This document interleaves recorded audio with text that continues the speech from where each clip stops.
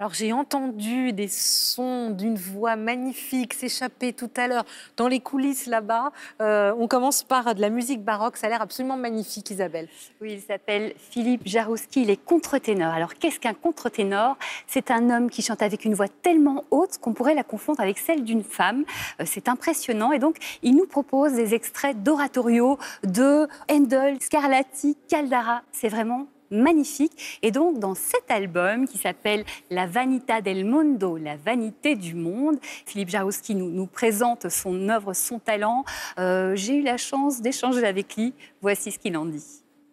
On a appelé ce disque La Vanità del Mondo, qui est le titre d'un des oratorios.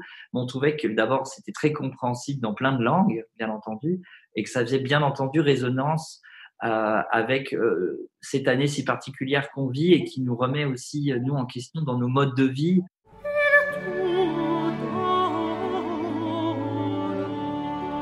Il y a de plus en plus de gens qui me disent après les concerts, qu'est-ce que ça nous a fait du bien d'entendre cette musique si profonde, si riche, dans cette période si tourmentée.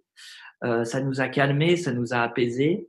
Chanter dans cette voix aiguë, c'est exprimer une sensibilité, en ce qui me concerne, qui se rapproche de celle d'un enfant. C'est peut-être garder chez un homme, peut-être plus que de vouloir imiter une femme, garder son âme d'enfant. Qu'est-ce que c'est beau. Merci Isabelle, c'est absolument magnifique. On change de registre avec un festival de musique africaine. Africolor, ce festival qui vous propose d'assister jusqu'au 18 décembre à des concerts en ligne et en direct. Parmi les invités, vous retrouverez Relema, Oxmo Puccino, Balaké Sissoko, encore Practica. Et puis pour certains concerts, vous aurez même l'occasion d'échanger avec les artistes, bon, en ligne évidemment, virtuel, ouais. Voilà, tout à fait. Et donc, c'est aussi l'occasion de rendre hommage à ce continent qui, vous le savez, en 2020, fête pour 17 de ces pays d'Afrique le 60e anniversaire de l'indépendance. Vous trouverez toutes les informations sur le site africolor.com. C'est totalement gratuit et je vous propose tout de suite de regarder la programmation en images.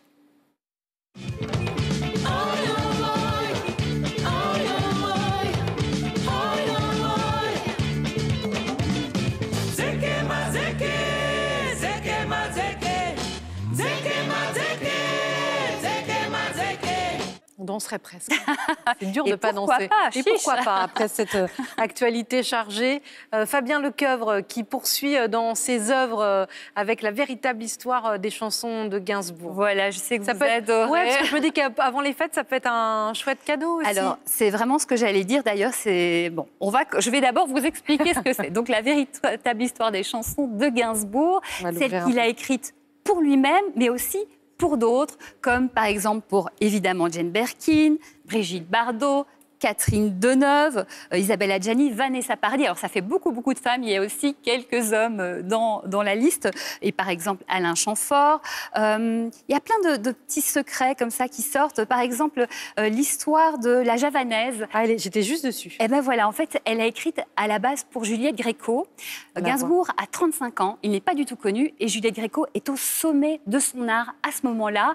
Ils vont tous les deux sortir un disque en 1963, sans succès, et le succès arrivera ensuite, heureusement. Donc voilà, c'est un ouvrage qui fourmille d'anecdotes, c'est hyper riche, plus de 80 photos dont certaines sont vraiment collector. La véritable histoire des chansons de Gainsbourg par Fabien Lecoeuvre, c'est aux éditions Hugo Images. Et on a le temps pour le petit récap. Allez, c'est parti pour le récap. Découvrez la voix enchanteresse de Philippe Jarouski avec son album La Vanità del Mondo. Ensuite, on rend hommage à l'Afrique en musique jusqu'au 18 décembre avec le festival en ligne Africolor. Et puis, découvrez la véritable histoire des chansons de Gainsbourg avec le livre de Fabien Lecoeuvre aux éditions Hugo Images. Merci beaucoup, Isabelle, pour cette respiration et cette actualité culturelle. La culture qu'on essaye de continuer à soutenir avec vous, avec tout le service culture de France Télévisions en cette période compliquée.